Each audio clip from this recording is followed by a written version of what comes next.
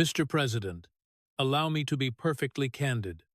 The precise reason for my summons here remains somewhat opaque to me, considering that California is flourishing remarkably well, despite what I perceive as persistent obstruction from your administration.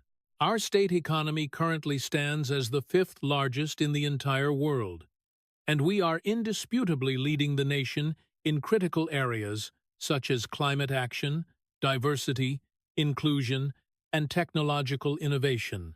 If the underlying purpose of this meeting is simply that you are harboring a sense of envy because we are succeeding comfortably without your assistance, then I must confess that I have no time for such petty grievances. Sit down, Gavin. President Trump's voice sliced through Governor Gavin Newsom's rehearsed monologue with the precision of a knife cutting through soft butter. It was neither loud nor angry, but rather possessed the absolute, unyielding tone of a man who understood exactly the magnitude of power he commanded.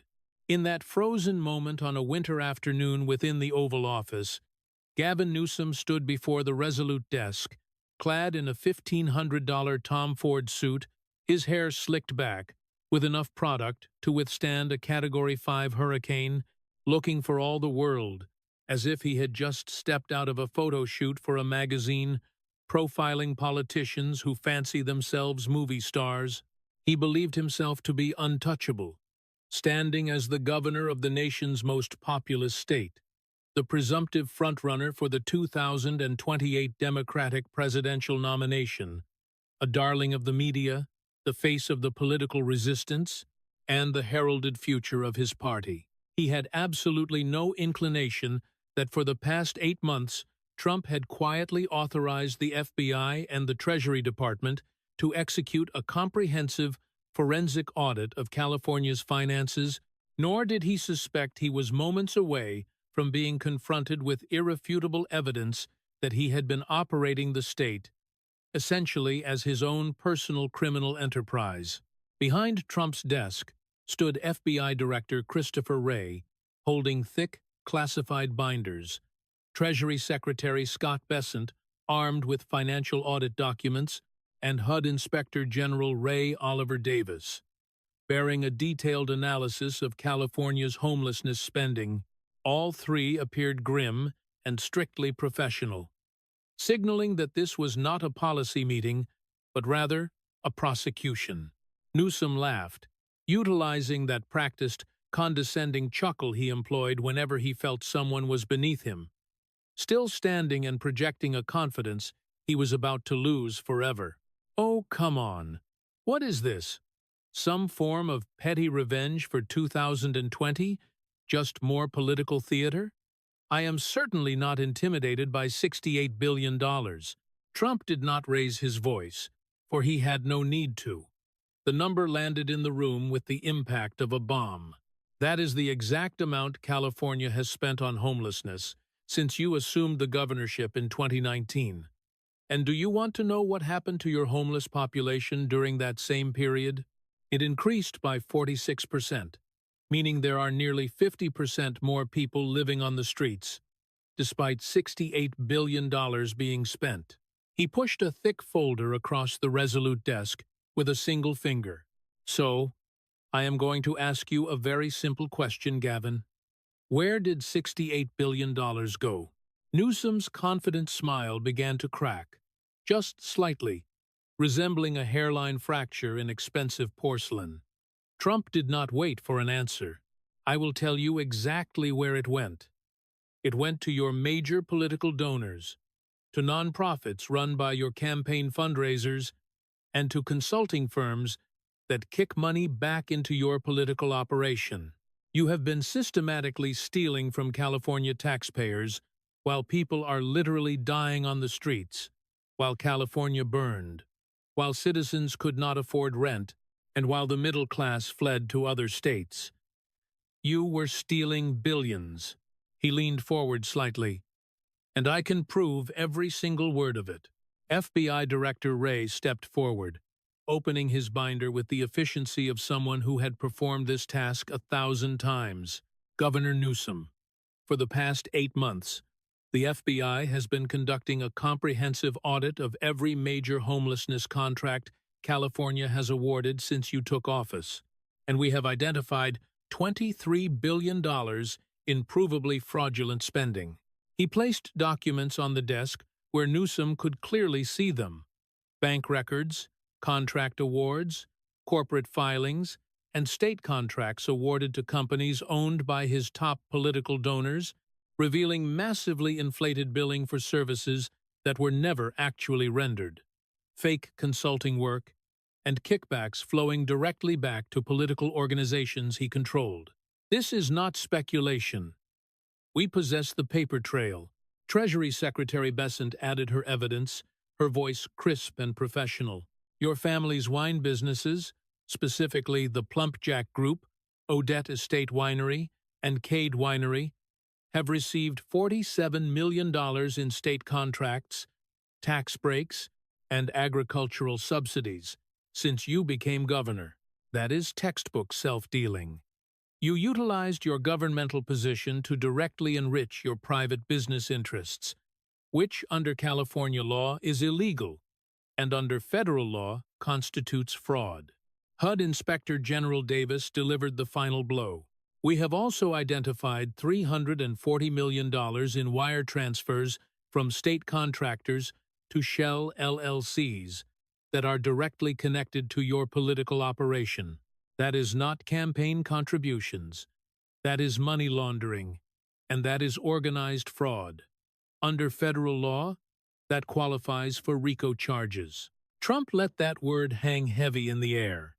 RICO, the Racketeer Influenced and Corrupt Organizations Act, the very law used to take down mob bosses. So, here is how this is going to work, Gavin.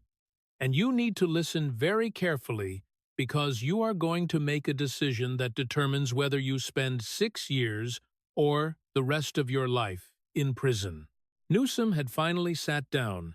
His perfect posture had collapsed, and he looked like someone who had just been informed he had a terminal disease. Option 1, Trump said, holding up one finger. You resign as governor of California today, effective immediately. You go back to Sacramento. You face state-level corruption charges. You take a plea deal. You probably get 10 years. And you serve maybe 6 with good behavior. Your political career is over. But you are out before you turn 60. He held up a second finger. Option 2. You walk out of here. You refuse to resign. You think you can spin this. You think your media friends will protect you. And tomorrow morning, at 10 a.m., I stand in the Rose Garden and I release this entire federal audit to the public. Every page, every contract, every wire transfer, every piece of evidence, and the Department of Justice files RICO charges against you for running the state of California as a criminal enterprise. Trump's voice became quieter, more personal.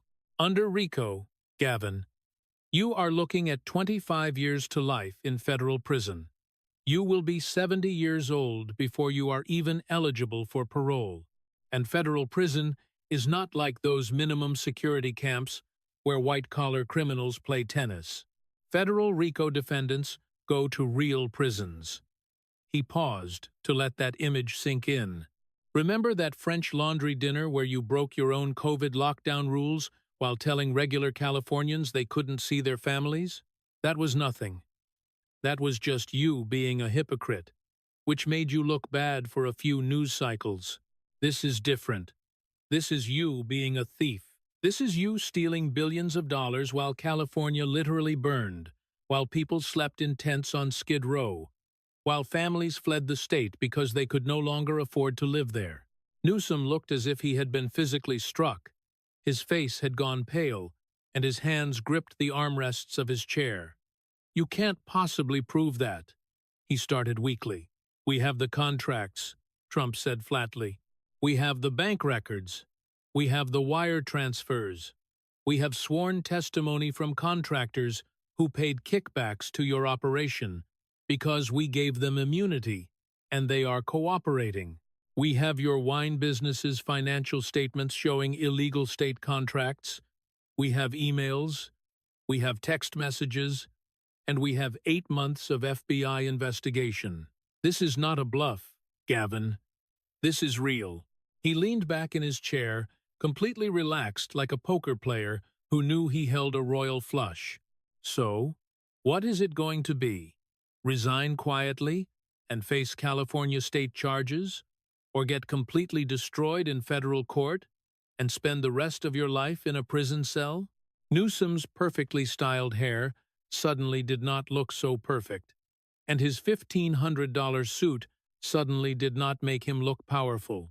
He looked small, scared, and trapped, as if the presidential ambitions he had been nurturing for years had just evaporated into smoke. Trump smiled slightly, not out of cruelty, but out of satisfaction. Let me show you exactly what we found, starting with where $68 billion actually went.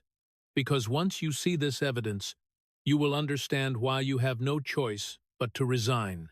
He nodded at FBI Director Wray. Show him everything. And as Wray opened his first binder, Gavin Newsom realized with absolute certainty that his political career was over. The only remaining question was whether he would spend 6 years in state prison or the rest of his life in federal prison. To understand how we arrived at this moment, how California's golden boy governor ended up facing RICO charges, you have to rewind 12 hours earlier to when Newsom woke up that morning thinking he was invincible. 12 hours earlier, Gavin Newsom had been in his private study at the California governor's mansion in Sacramento, sipping an expensive espresso and scrolling through his phone, reviewing political news, polling data, and profiles of himself in glossy magazines. His approval rating among California Democrats was 73%, and his national profile was higher than any governor, except perhaps DeSantis. He was the future. His phone buzzed with a reminder about today's meeting. White House, 3 p.m., urgent discussion regarding federal-state program coordination. He had received the call 2 days earlier from Trump's chief of staff, which was very formal and very official, but provided no details beyond the meeting time and the vague subject line. That was unusual but not alarming, as federal-state relations were always contentious with Trump. This was probably about sanctuary cities, or California's climate regulations that exceeded federal standards, or maybe Trump wanting to grandstand about immigration. His chief of staff, Jennifer Siebel Newsom, yes. His wife walked into the study with her tablet. You need to leave for the airport in an hour. Do we have a strategy for the White House meeting? Newsom waved dismissively, still scrolling through his phone. Trump is completely flailing. His approval rating in California is what, 32%? The lowest of any Republican president in state history? He knows I am the front-runner for 2028, and it is driving him absolutely insane. This is just him trying to intimidate me before I officially announce my campaign. The summons mentioned a federal audit of state programs, Jennifer noted, her lawyer instincts making her cautious. That specific language could indicate something substantive. Newsom finally looked up from his phone, smiling that confident smile that had won him elections for 20 years. Federal audits happen constantly. It is bureaucratic noise. We have an entire team of lawyers whose job is handling compliance. If Trump genuinely thinks his people are going to find some smoking gun in California's finances, he is even more delusional than I thought. He stood up, stretched, and looked at himself in the mirror on the wall. Still fit at 57, he still had the look, the hair, the jaw, the charisma. He had been called the best-looking politician in America so many times it wasn't even flattering anymore. It was just a fact.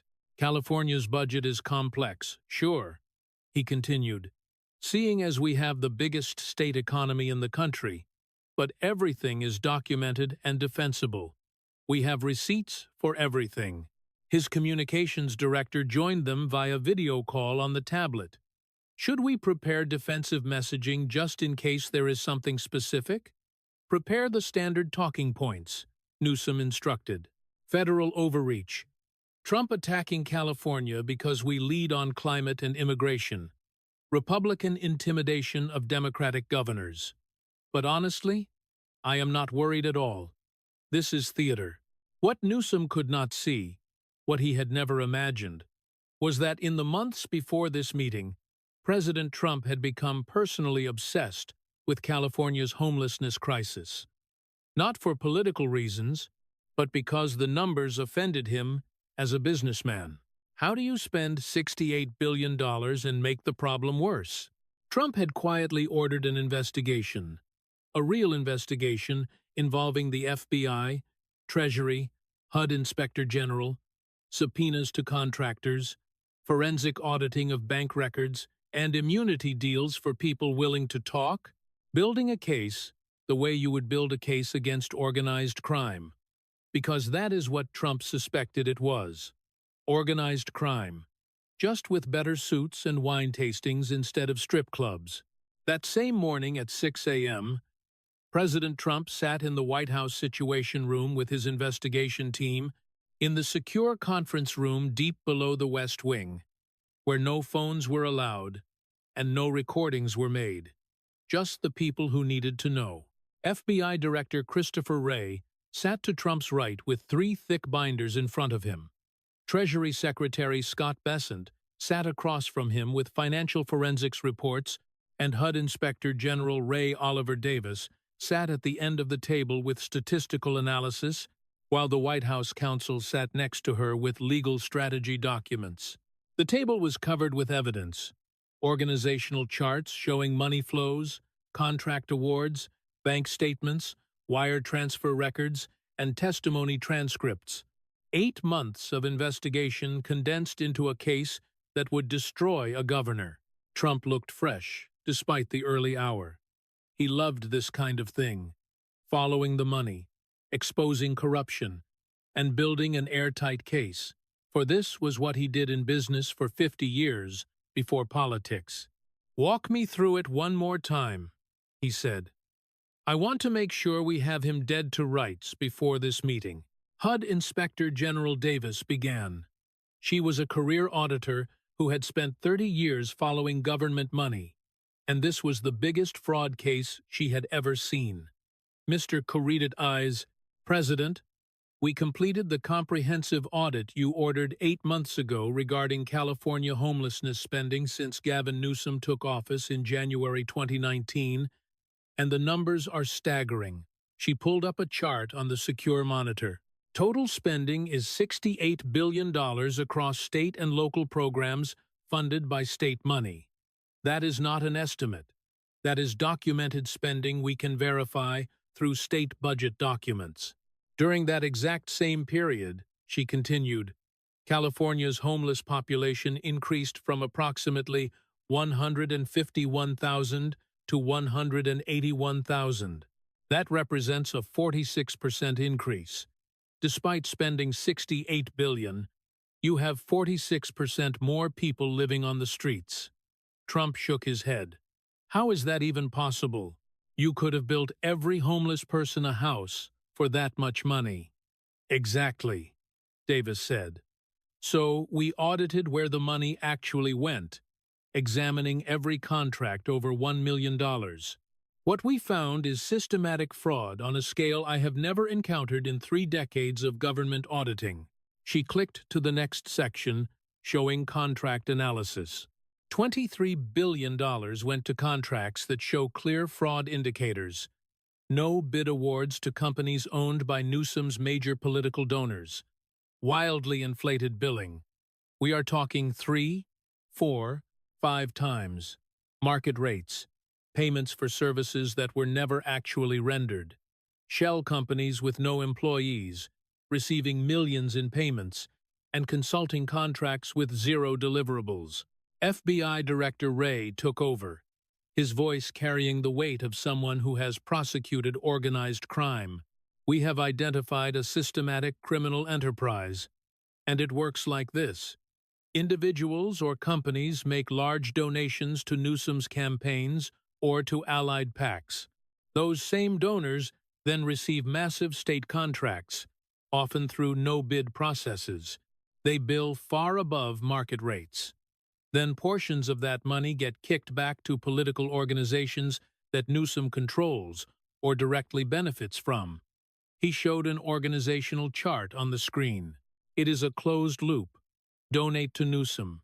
Get a state contract worth 10 times your donation, bill inflated rates, and kick money back through consulting fees, speaking fees, or contributions to Newsom-aligned PACs.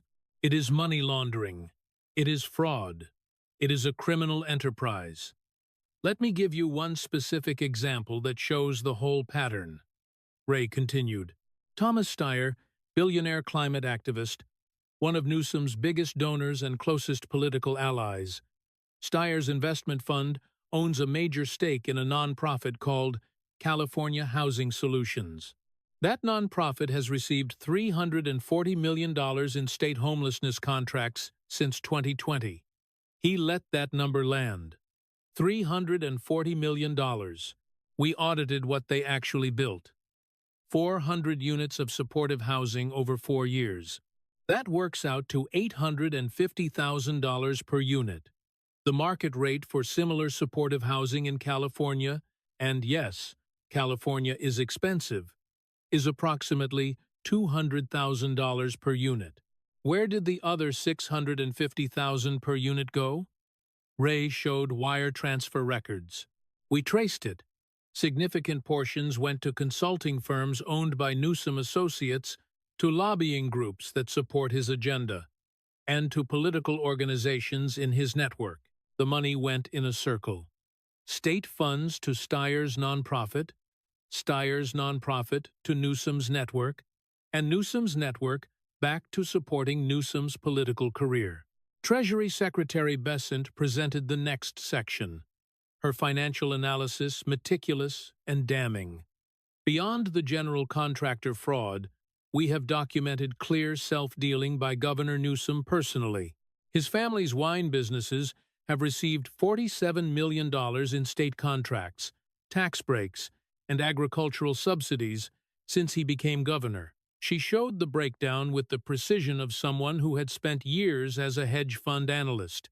The Plumpjack Group, which includes Plumpjack Winery, Odette Estate Winery, and Cade Winery, received a $12 million contract to supply wine to state functions and government events.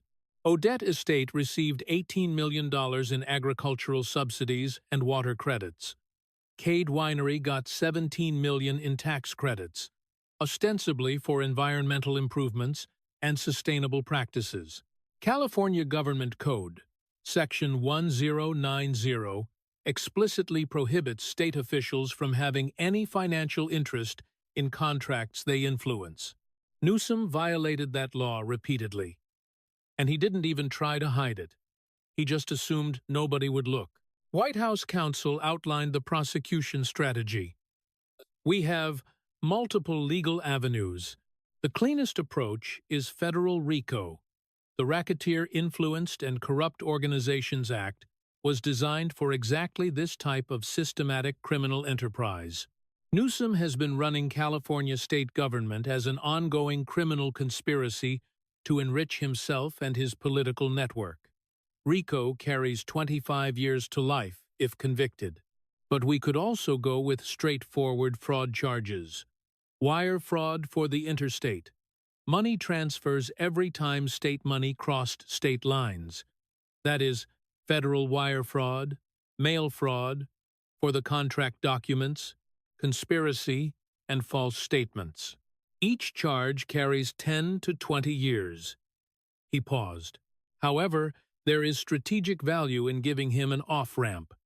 Let him resign, face state charges in California, take a plea deal for maybe 10 years, serve 6, it gets him out of office, destroys his political future, and avoids the media circus of a federal trial. But if he refuses, if he thinks he can fight this or spin it, we go nuclear with RICO and destroy him completely. Trump listened to everything, his sharp business mind processing the evidence. Finally, he asked the only question that mattered. How solid is this case? I don't want probably. I don't want maybe. I want to know if we charge him with RICO. Do we win? FBI Director Wray didn't hesitate. The evidence is overwhelming. We have hundreds of contracts showing fraud. We have bank records proving money laundering. We have testimony from contractors who participated in the kickback schemes because we gave them immunity, and they are cooperating fully. We have Newsom's wine business financial records showing illegal state contracts, and we have emails and text messages between Newsom's staff and the contractors. If we charge him with RICO, we win, guaranteed. Trump nodded slowly, that calculating look on his face that people in negotiations had learned to fear. All right, here is what we do. I bring him in this afternoon, I show him everything we have, and I give him exactly one chance to resign quietly and face state charges. If he takes it, fine. If he refuses, if he walks out of here thinking he can spin this, or his media friends will protect him, then tomorrow morning I release everything publicly and we file federal RICO charges. He looked around the table at his team. California has become a complete disaster under this guy. Highest taxes in the country, highest homelessness, highest cost of living, highest poverty rate when you adjust for housing costs, with businesses and families fleeing to Texas and Florida in record numbers, rolling blackouts, water shortages, and crime increasing. And now we know exactly why. He has been stealing the money instead of fixing the problems. Trump's voice got harder. This ends today. Either he resigns or we destroy him. But one way or another, California gets a new governor. That afternoon, Gavin Newsom's motorcade pulled up to the White House. He stepped out looking like $1 million, which was ironic given what he had stolen. Expensive suit, perfectly tailored, hair immaculate, confident stride. He even waved at the small group of cameras that had been alerted to his arrival by his own communications team. He was escorted through the West Wing, expecting a contentious but standard meeting about federal versus state authority, immigration enforcement, climate regulations, the usual partisan battles that would give him material for fundraising emails. He walked into the Oval Office and immediately felt something was wrong. Trump wasn't sitting with policy advisors or political staff. He was behind the resolute desk with FBI Director Wray, Treasury Secretary Bessent, and HUD Inspector General Davis. All three had official binders with classification markings. This was not a policy meeting, but Newsom was committed to his plan.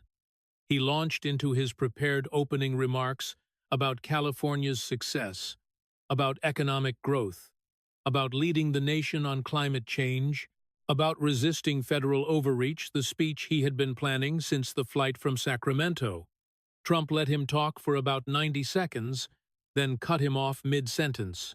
"Sit down, Gavin." The tone stopped Newsom cold.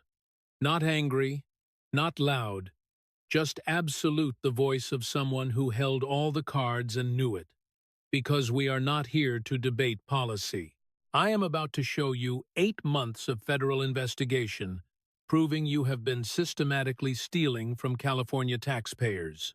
And when I am done, you are going to make a choice that determines whether you spend 6 years or the rest of your life in prison.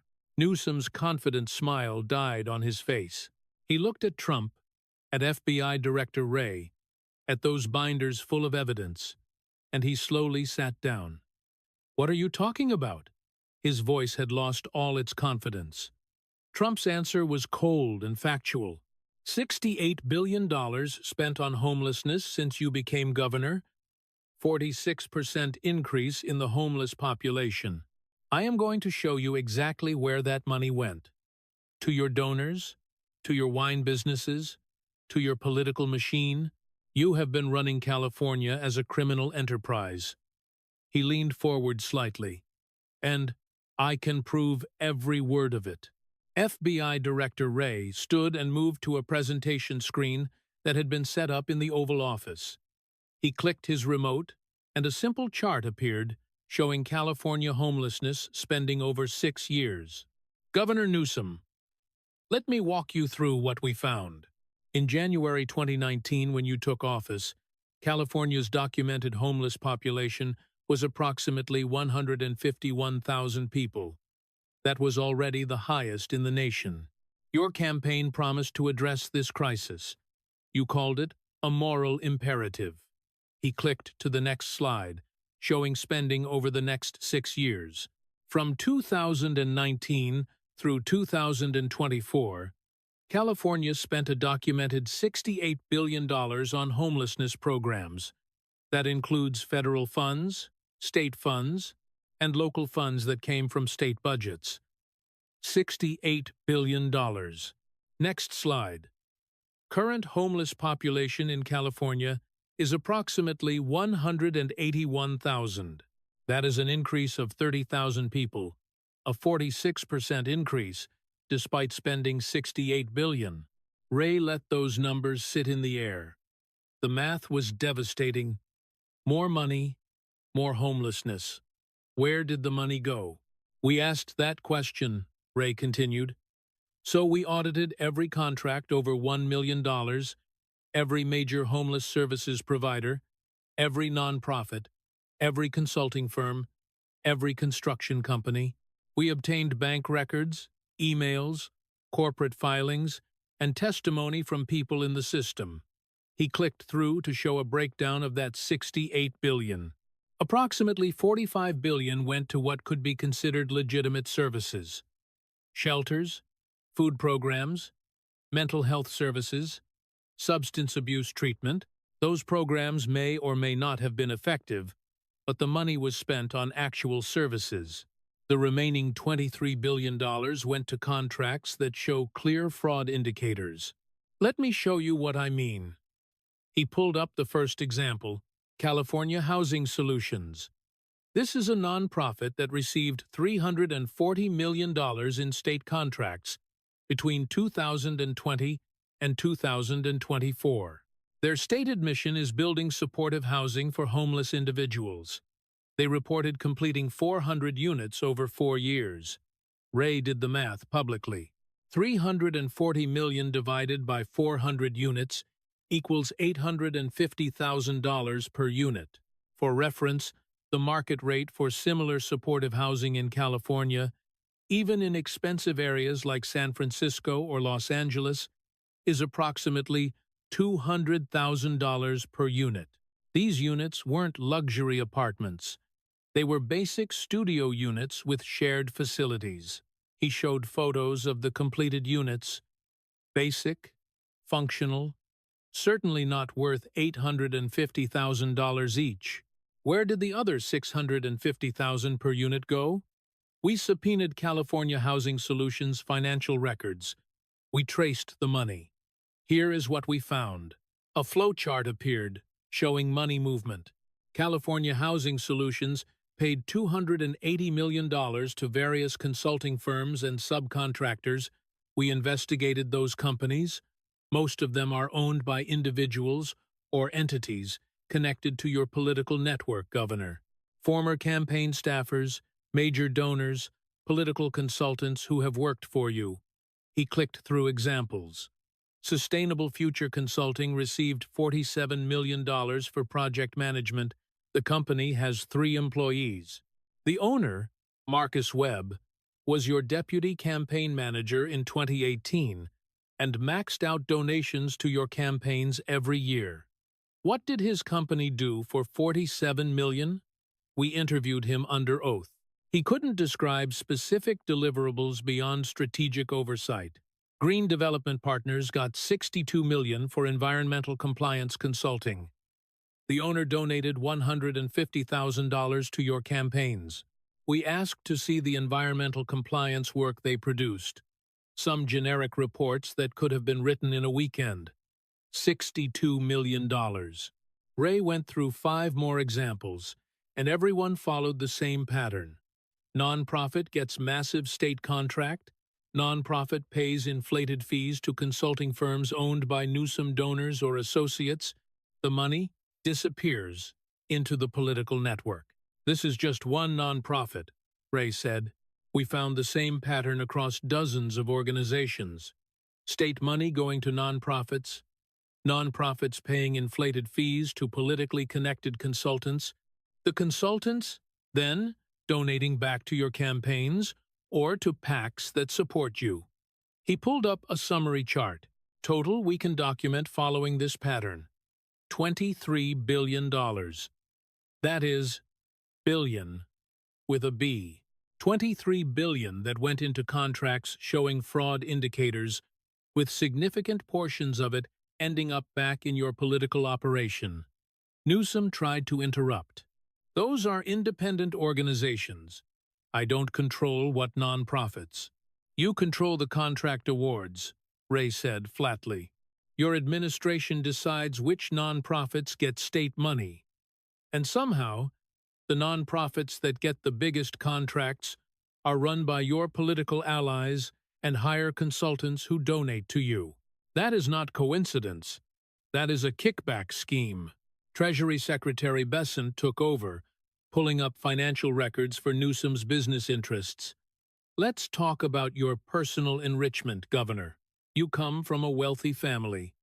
You have always been clear about that. Your business interests include the Plumpjack Group, a collection of wineries, restaurants, and hotels in California. She showed corporate filings. When you became governor, you placed your business interests in a blind trust. That is standard practice. The trust is supposed to be managed independently so you are not making decisions that benefit your businesses. However, we have found that your businesses have received extraordinary benefits from the state since you became governor. First example, Plumpjack Winery received a $12 million contract to supply wine for state functions and events.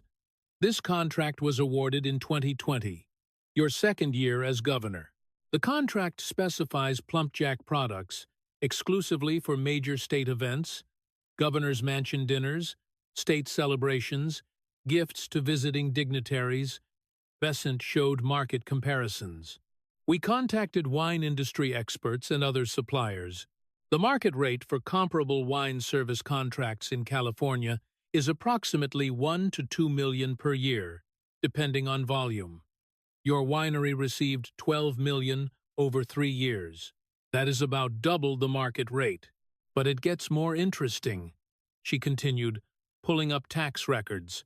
Odette Estate Winery, another property in your business portfolio, received $18 million in agricultural subsidies and water credits from the California Department of Food and Agriculture between 2020 and 2024. She showed the subsidy documents. These were justified as supporting sustainable agricultural practices and drought conservation. However, we compared these subsidies to similar wineries in the same region. The average subsidy for comparable operations was about $1 million over the same period. Your winery received $18 million. That is 18 times the average. And then there is Cade Winery. Bessent continued relentlessly. It received $17 million in state tax credits for environmental improvements, solar panels, water recycling systems, energy-efficient equipment. These are legitimate programs designed to encourage green practices. She pulled up the actual improvements made.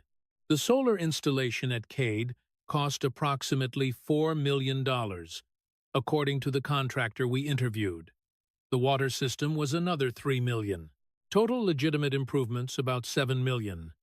The winery received $17 million in tax credits. Where did the other $10 million in value come from? Newsom's face had gone pale. Those programs are administered by state agencies. I don't personally approve, but you appoint the agency heads. Bessent interrupted. You set the priorities, and somehow your businesses receive subsidies and benefits far exceeding what comparable businesses receive. California Government Code Section 1090 is very clear. State officials cannot have financial interests in contracts their offices influence. You violated that law repeatedly. She showed the total. Combined, your wine businesses received $47 million in state contracts, subsidies, and tax benefits since you became governor. Your businesses are profitable. But this state money significantly increased their profitability and your family's wealth. FBI Director Wray returned with the systematic corruption evidence. Let's look at the broader pattern of how your political operation works.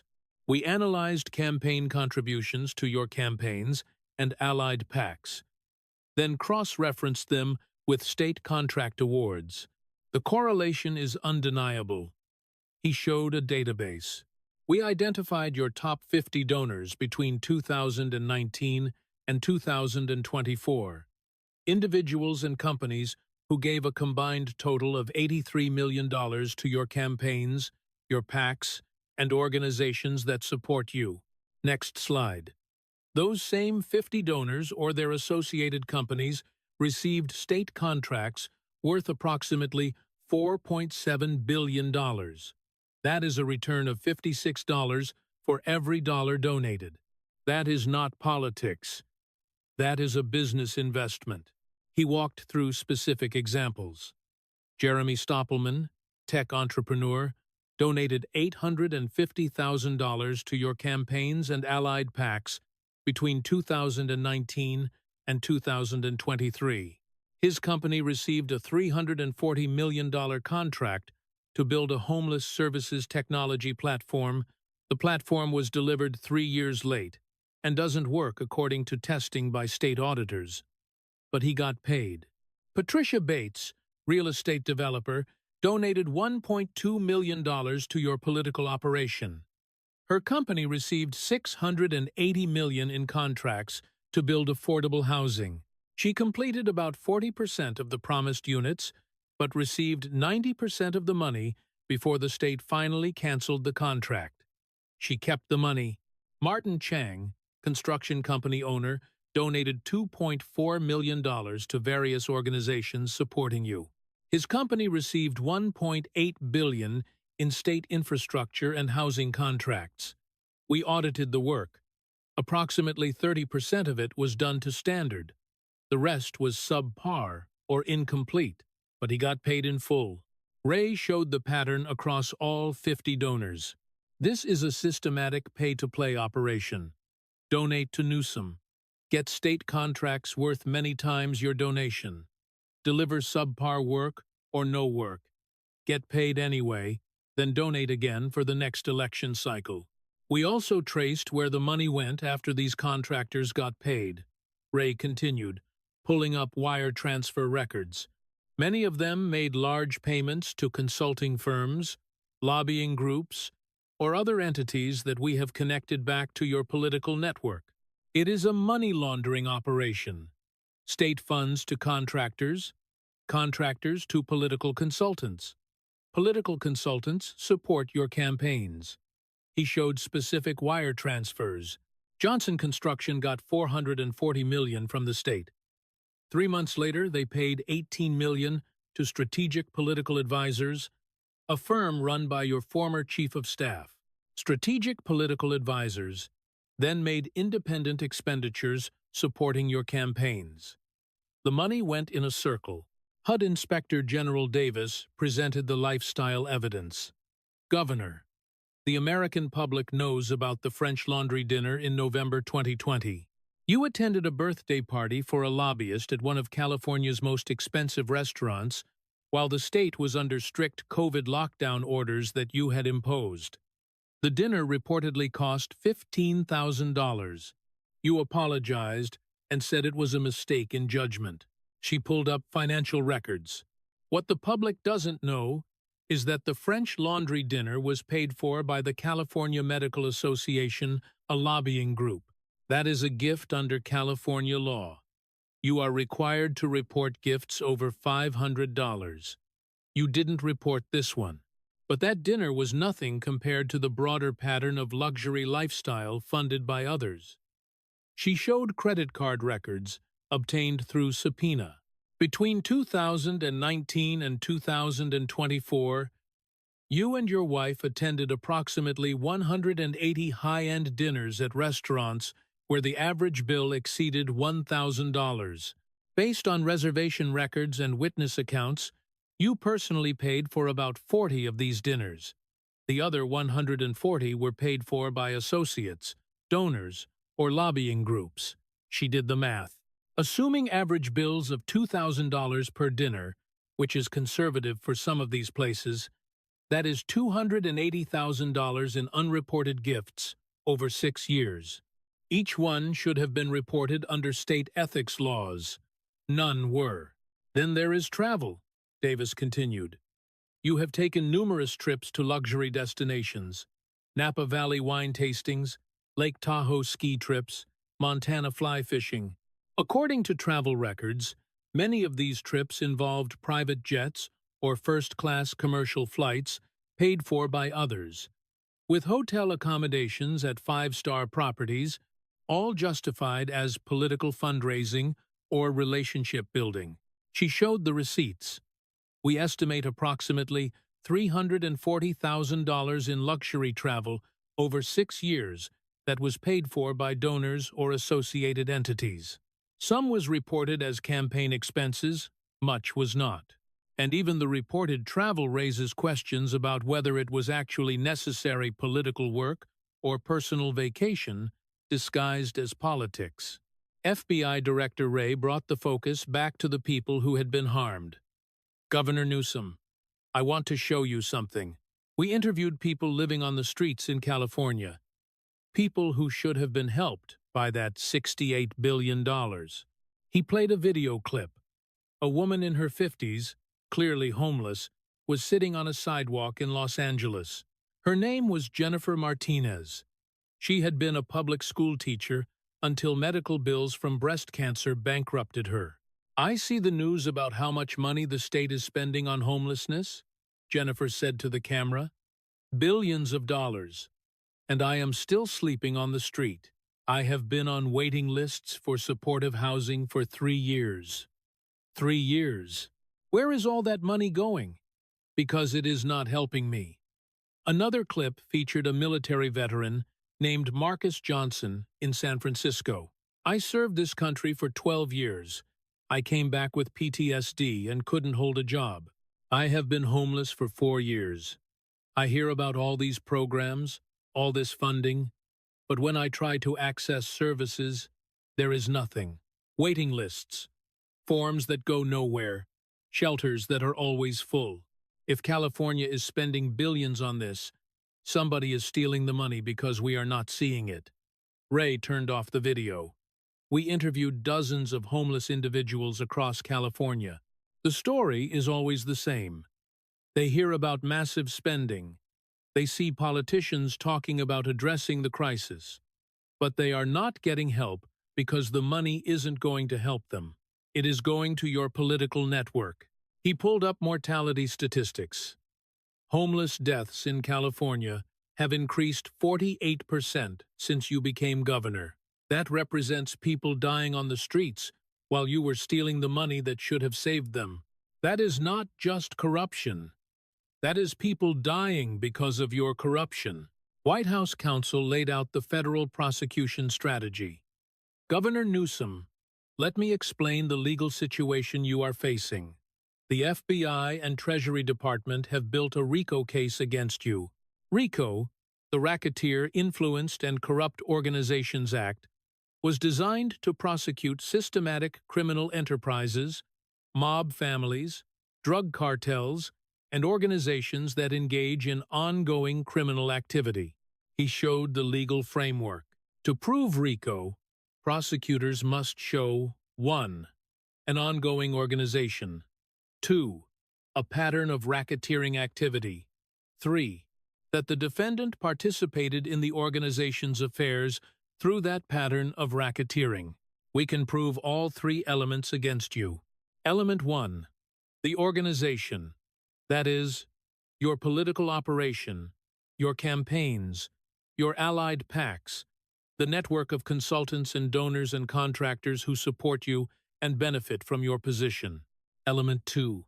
Pattern of racketeering. We have documented wire fraud, mail fraud, money laundering, bribery, and honest services. Fraud occurring repeatedly over 6 years. That is more than enough for a pattern. Element 3. Your participation. You are the governor. You control contract awards through your appointments. You personally benefited through your wine businesses. You approved policy decisions that helped your donors. You participated in and directed the enterprise. He showed sentencing guidelines. RICO carries 25 years to life in federal prison. Given the dollar amounts involved, billions of dollars in fraud, you would be looking at the high end of that range. Prosecutors would likely recommend life in prison, given the scale and duration of the criminal enterprise. We would also seek forfeiture of assets. The $47 million your businesses received illegally, and any other assets we can prove came from criminal proceeds. You would be financially destroyed on top of spending life in prison. Trump had been sitting quietly, letting his team present the evidence. Now he spoke, his voice carrying absolute certainty. So that is what you are facing, Gavin. Life in federal prison. Complete financial ruin. Your political legacy being that you are one of the most corrupt governors in American history, your name becoming synonymous with stealing from the homeless while people died on the streets. He leaned forward. Or, you take the deal, you resign today, you face state charges in California, you take a plea for maybe 10 years, you serve 6 with good behavior, you are out in your early 60s, your businesses survive, your family keeps most of their money, you fade away, instead of getting completely destroyed. Trump spread his hands. That is the offer. Take it or leave it. But you need to decide right now, because if you walk out of here without resigning, this meeting never happened, and tomorrow morning I destroy you publicly. Newsom sat in silence, his mind racing through options that didn't exist. Every angle led to the same conclusion. The evidence was overwhelming. Trump had him completely. The only question was state prison or federal prison, 6 years or life. His political career was over either way. His presidential ambitions were dead. The only choice was how much he would lose beyond that. I need to talk to my lawyers, Newsom said quietly. No, Trump said flatly. You decide now. In this room, you resign and face state charges, or you fight and face federal RICO. What is it going to be? The silence in the Oval Office stretched for nearly a minute. Gavin Newsom sat frozen in his chair, his perfect hair now slightly disheveled from running his hands through it repeatedly. His expensive suit suddenly felt like it was suffocating him. The walls of the Oval Office seemed to be closing in. He had walked in here 2 hours ago thinking he was untouchable, the future president, the golden boy of the Democratic Party, and now he was facing a choice between state prison or federal prison, between 6 years or life, between fading into obscurity or being utterly destroyed. I need time, he said finally, his voice barely above a whisper. No. Trump's voice was absolute. You decide now, because the moment you leave this room, the offer is off the table. You resign right now. Or, tomorrow morning I release everything and file federal charges. FBI Director Wray added his tone, almost sympathetic. Governor, I have been doing this for 30 years. I have seen people in your position before. The evidence is overwhelming. You can't fight this. You can't spin this. The bank records don't lie. The wire transfers don't lie. The testimony doesn't lie. You are going to prison. The only question is which prison and for how long. Newsom looked at each person in the room. Trump, behind the resolute desk, completely relaxed. Wray, with his binders full of evidence, Besant, with financial records that couldn't be explained away. Davis, with statistics showing people dying on the streets while he stole billions. White House counsel with the RICO prosecution framework. He had no leverage, no way out, no cards to play. "If I resign," he said slowly, "what exactly are the state charges?" Trump nodded at White House counsel, who had already coordinated with California's Attorney General. "California AG has been briefed on our findings. They will charge you with multiple counts of fraud, embezzlement, and public corruption under California law. You will negotiate a plea deal. Given the dollar amounts and the cooperation you would provide about others in your network, you would likely plead to 5 counts, get sentenced to 10 years, and serve about 6, with good behavior at a minimum security state facility. Your wine businesses keep operating. They weren't directly involved in the criminal conduct, they just benefited from it. Your family keeps most of their money, except what the state sees as restitution. You would owe probably 20 to 30 million in fines and restitution, but you would survive financially. Most importantly, the counsel continued, this stays at the state level. No federal RICO charges, no life sentence. You serve 6 years, you are out in your early 60s, you live quietly somewhere, and fade away. That is the best possible outcome for you at this point. Newsom knew he was beaten, knew he had no choice, but his ego made him try one last time. This is politically motivated. You are doing this because I am your opposition, because California resists your agenda. I am doing this because you are a crook. Trump interrupted, his voice hard. You stole billions while people died on the streets. This isn't about politics. This is about you being a criminal, and you are going to face consequences. The only question is whether you have enough sense to take the better deal. Trump glanced at his watch. You have got 60 seconds to decide. Then this offer expires, and tomorrow you get the full federal treatment.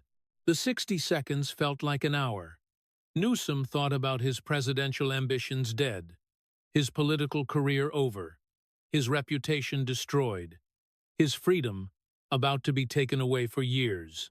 Everything he had built, everything he had worked toward, gone. All because he had gotten greedy. All because he had thought he was untouchable. All because he had believed his own press clippings. I will resign, he said finally, the words tasting like ashes in his mouth. Trump didn't gloat, just nodded. Good decision. You will draft a resignation letter. It gets released tonight. You cite personal reasons, family concerns, whatever story you want to tell, but you are done as governor as of tonight. He stood up, signaling the meeting was over. California AG will reach out to your lawyers tomorrow. You will negotiate your plea. And Gavin, don't try to run. Don't try to fight this. Because, if you do, all of this becomes public, and the federal charges come anyway. Take your punishment, serve your time, and maybe when you get out, you will understand that public service means serving the public, not serving yourself. Newsom stood on shaky legs, walked to the door, and turned back one more time. For what it is worth, I did try to help people in the beginning. I am sure you did, Trump said. But somewhere along the way you started helping yourself instead. That is when you became a criminal. Gavin Newsom left the Oval Office a broken man. His Secret Service detail escorted him to his car. He sat in the back seat as they drove to his hotel, staring at nothing, his mind trying to process that his life as he knew it was over. That night, at 11 p.m. Eastern, Gavin Newsom's office released a statement. Governor Newsom announces resignation for family and personal health reasons, effective immediately. Lieutenant Governor Eleni Kounalakis to be sworn in tomorrow. The political world exploded. Speculation ran wild. Why would California's governor, the presumptive 2028 frontrunner, suddenly resign? Family health? Personal reasons? Nobody believed it. Something had happened. But what? Trump stayed quiet, didn't take a victory lap, didn't comment, just let the speculation build. 2 days later, California Attorney General Rob Bonta held a press conference. My office has received evidence from federal investigators regarding corruption in state homelessness spending. We are filing criminal charges against former Governor Gavin Newsom for fraud, embezzlement, and public corruption. The charges involve approximately $23 billion in fraudulent contracts and self-dealing. The details started leaking. The pay-to-play scheme, the wine businesses getting illegal benefits, the donors getting contracts, then kicking money back, the homeless crisis getting worse while billions disappeared. California media, which had been largely protective of Newsom, turned on him with the fury of people who had been duped. The Los Angeles Times ran a devastating investigation. Where did $68 billion go? How Gavin Newsom stole from the homeless while they died on our streets. The San Francisco Chronicle. The French Laundry was nothing. Inside Newsom's multi-billion-dollar corruption scheme. Even progressive outlets couldn't defend him. The evidence was too strong, the dollar amounts too large, the human cost too visible. Newsom tried to mount a PR campaign, gave an interview claiming he was being persecuted for his progressive politics, that Trump had orchestrated this, that the charges were exaggerated. Nobody believed him because the California AG was a Democrat, because the evidence was public, because people could see the homeless crisis with their own eyes and knew the money hadn't helped. His plea deal came in April. He pleaded guilty to 5 counts of fraud and public corruption and was sentenced to 10 years in state prison. He would serve approximately 6 with good behavior. At his sentencing hearing, the judge was brutal. Newsom, you had everything: wealth, power, a bright political future. You could have actually helped people. Instead, you stole from the most vulnerable. You enriched yourself and your donors while people died on the streets. You betrayed the public trust in the most egregious way I have seen in my career. I only wish I could sentence you to more than 10 years. Gavin Newsom entered California State Prison in May, inmate number S73849, assigned to California State Prison Solano, a medium-security facility about 40 miles northeast of San Francisco. From governor's mansion to prison cell, from presidential candidate to convicted felon, from the future of the Democratic Party to a cautionary tale about corruption. 5 years later, Gavin Newsom sits in a prison cell in Solano. He is 62 years old now. The perfect hair has gone gray. The famous good looks have faded under prison fluorescent lights and bad food. He works in the prison library, one of the better jobs for inmates who aren't violent. He is eligible for parole in another year and will likely be released at 63, having served 6 years of his 10-year sentence. His lawyers are already preparing parole applications, emphasizing his cooperation with investigators and his good behavior in prison. His wine businesses survived, barely, run by his family while he has been incarcerated. They removed his name from everything.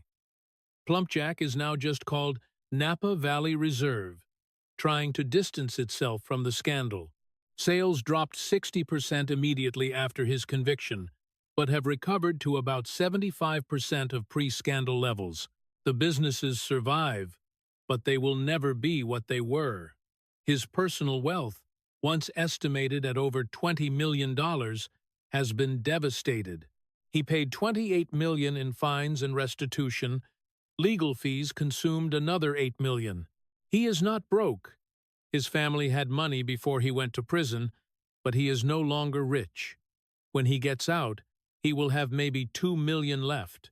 Comfortable, but nothing like before. His political career is obviously completely dead. His name is synonymous with corruption. The Newsom scandal is taught in political science classes as an example of systematic state-level corruption. He is mentioned in the same breath as Rod Blagojevich and other corrupt governors. The Democratic Party has completely disowned him, removed all mentions of him from their websites, and returned donations associated with him. Presidential candidates in 2028 ran away from any connection to him. I never supported Newsom became a necessary statement for California Democrats. California itself has begun to reform. The new governor, Eleni Kounalakis, implemented strict oversight of homelessness spending, required independent audits, and eliminated no-bid contracts. The spending is more transparent now, though the homeless crisis remains severe because the money was stolen for so long. Newsom's wife, Jennifer Siebel Newsom, divorced him 6 months after he went to prison. She kept the remaining assets and the children. She has remarried and uses her maiden name now. The children changed their last names to their mother's maiden name. They don't visit him in prison. They want nothing to do with their father. On rare occasions, a journalist tracks him down in prison and requests an interview. He usually declines, but in late 2029, he agreed to speak with a reporter from the San Francisco Chronicle. The interview was conducted in a private room at the prison. Newsom sat in his prison uniform, looking nothing like the polished politician who once graced magazine covers. "Do you have any regrets?" the reporter asked. Newsom was quiet for a long time. "I regret getting caught," he said finally. "That is the honest answer. Do I regret what I did? I don't know. At the time, it didn't feel like stealing. It felt like how politics worked. You help your donors, they help you. It is how the system functions. People died on the streets while you stole billions," the reporter pressed. "I know. I think about that. But I didn't kill them. They were homeless before I was governor. I didn't create the homeless crisis. I just didn't fix it. And yes, I took money that could have helped them, but I wasn't the only one. The whole system is corrupt. I just got caught. Do you think you deserved 10 years in prison? No. I think I was made an example of because Trump wanted to destroy California's Democratic leadership. I am a political prisoner as much as a criminal." The reporter challenged him. "The California Attorney General who charged you is a Democrat. The judge who sentenced you was appointed by a Democrat. The jury that would have convicted you if you hadn't pleaded guilty was made up of California voters. This wasn't Trump. This was the people of California rejecting your corruption." Newsom had no good answer to that. "I guess that is one way to see it. When you get out next year, what will you do?" "I don't know. I can't work in politics. I can't practice law anymore. My businesses have my name removed. I will probably move somewhere quiet. Montana, maybe. Somewhere people don't recognize me. Live quietly, fish, read books, disappear." "You wanted to be president?" "Yeah. I wanted a lot of things. Turns out I wanted them more than I wanted to be honest." The interview ran with the headline, "Gavin Newsom's Prison Confession. No real remorse. Still blames others." Even the Chronicle, which had once been friendly to him, couldn't make him sympathetic. Back in Washington, President Trump was asked about Newsom during a press conference about something else entirely. "Sir, Gavin Newsom will be released from prison next year. Any thoughts on his conviction and sentence?" Trump smiled slightly. "Gavin Newsom stole billions of dollars from California taxpayers. He enriched himself and his donors while people died on the streets. He got 10 years. He will serve 6. Honestly, I think he got off easy. But justice was served. He is in prison." California has a new governor who is actually trying to fix the problems instead of stealing the money. That is all that matters. Do you think you ended his presidential ambitions? I didn't end anything. He ended his own ambitions when he decided to be a crook. I just made sure he faced consequences. That is what presidents are supposed to do. Make sure powerful people don't get away with crimes just because they are powerful. In California, the homelessness crisis has improved marginally. It is still terrible, the worst in the nation, but it is not getting worse as fast. The new oversight and transparency has helped. Some of the stolen money has been recovered and redirected to actual services. People still sleep on the streets in San Francisco and Los Angeles, but now, at least the money being spent to help them is actually being spent on services rather than disappearing into political operations. Jennifer Martinez, the former teacher who was homeless and appeared in the FBI's video presentation to Newsom, eventually got housing. She lives in a small apartment in subsidized housing in Los Angeles. When asked about Newsom's imprisonment, she said, "6 years isn't enough. He stole billions while we suffered. But at least he is in prison. At least he faced some consequences. That is more than most corrupt politicians get." 10 years from now, when Gavin Newsom is in his early 70s, his Wikipedia entry will be brutal. Gavin Newsom, born 1967, is a former American politician who served as the 40th governor of California from 2019 to 2025. He resigned after evidence emerged of systematic corruption involving $23 billion in fraudulent homelessness spending. He pleaded guilty to 5 counts of fraud and public corruption and served 6 years in prison. He is considered one of the most corrupt governors in California history. That will be his legacy. Not the progressive policies he advocated, not the good looks and charisma, not the presidential ambitions, just a corrupt governor who went to prison. And somewhere in Montana or Idaho, or wherever he ends up after release, Gavin Newsom will live quietly under an assumed name, fishing and reading and trying to forget that he once thought he was going to be president. He thought he was untouchable. He thought his looks and charisma and political skills made him special, thought the rules didn't really apply to people like him. He learned differently in the Oval Office, when Trump showed him evidence he couldn't spin away, when he had to choose between state prison or federal prison, when his entire world collapsed in 2 hours. The golden boy of California politics ended up in a prison cell, not because Trump persecuted him, but because he was a thief who got caught. That is not persecution, that is justice. And justice, in the end, does not care how good your hair looks.